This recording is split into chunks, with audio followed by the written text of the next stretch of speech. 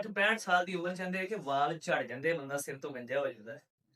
ਅੱਲਾ ਨਾ ਕਰੇ ਤੇ ਬੰਦਾ ਨਹੀਂ ਹੁੰਦਾ, ਲੇਕਿਨ ਅੱਲਾਹ ਤਾਲਾ ਨੇ ਬੰਦਿਆਂ ਨੂੰ ਬੜੀਆਂ ਬੜੀਆਂ ਜਿਹੜੀਆਂ ਨਾ ਉਹ ਦਿੱਤੀਆਂ ਹੋਈਆਂ ਨੇ ਸਲਾਹੀਤਾਂ, ਅਗਰ ਬੰਦਾ ਉਹ ਇਸਤੇਮਾਲ ਕਰੇ, ਉਹ ਪ੍ਰੋਡਕਟ ਬੰਦਾ ਇਸਤੇਮਾਲ ਕਰੇ, ਕੋਈ ਕੈਮੀਕਲ ਨਹੀਂ, ਜੜੀ ਬੂਟੀਆਂ ਤੋਂ ਪਾਕ ਅੱਲਾ ਦੀ ਰਹਿਮਤ ਦੇ ਨਾਲ ਹੈ ਨਾ ਜੀ।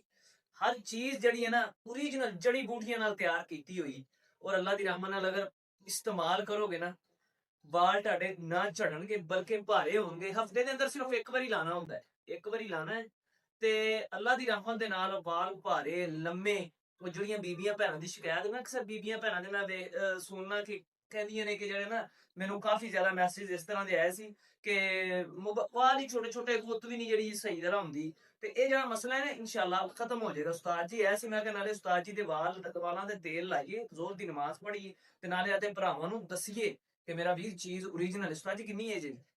60 ਸਾਲ ਹੋ ਗਏ ਮਾਸ਼ਾਅੱਲਾ। 60 ਸਾਲ ਉਸਤਾਦ ਜੀ ਦੀ ਏਜ ਹੋ ਗਈ, ਅੱਲਾ ਉਸਤਾਦ ਜੀ ਦੀ। ਕਿਨ ਕਈਆਂ ਦੇ ਝੜ ਜਾਂਦੇ ਆ 35 ਸਾਲ ਦੀ ਉਮਰ ਚ, 25 ਸਾਲ ਦੀ ਉਮਰ ਝੜਨੇ ਸ਼ੁਰੂ ਹੋ ਜਾਂਦੇ ਆ।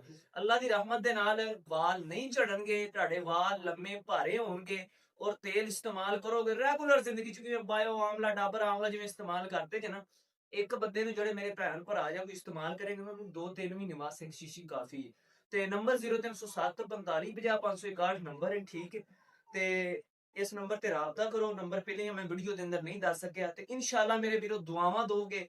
बेहतरीन तेल है, हफ्ते के अंदर 1 ਤੋਂ 2 ਵਾਰੀ और तुम तरीका इस्तेमाल मैं दस देना। यानी कि तुसी राती सोन लगे इनू लाना है, सोन तो कोई घंटा पहले, ते अगले दिन सुबह जो नहाना है ना, उस दिन लाना जिस दिन अगले दिन सुबह नहाना आया। अगले दिन सुबह दोपहरे या अगले दिन 4 घंटे ਦੇ ਵਿੱਚ ਤੁਸੀਂ ਨਹਾ ਲੈਣੇ।